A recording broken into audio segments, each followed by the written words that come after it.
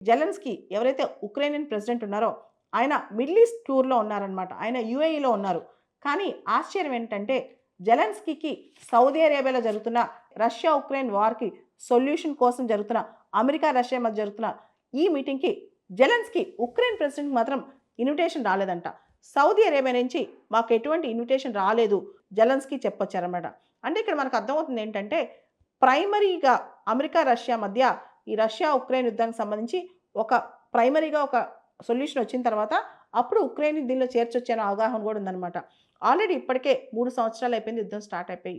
ఫిబ్రవరి 24 అంటే రాబోయే వచ్చే వారంలో మనం చూస్తే గనక 3 సంవత్సరాలు పూర్తవుద్ది రష్యా, ఉక్రెయిన్ యుద్ధానికి. ఇప్పటికే రష్యా ఉక్రెయిన్ భూభాగం ఏదైతే ఉందో 20% ఆక్యుపై చేసేసింది. అంటే 1/5 of the Ukrainian territory occupy చేసిందనమాట. ఆల్రెడీ మార్కో రూబియో ఎవరైతే అమెరికన్ సెక్రటరీ ఆఫ్ స్టేట్ ఉన్నారో ఆల్రెడీ టాక్స్ స్టార్ట్ చేశారు రష్యాతో. అయితే ఈ టాక్స్‌కి కాస్త టైం పట్టే అవకాశం కూడా కనిపిస్తుందనమాట.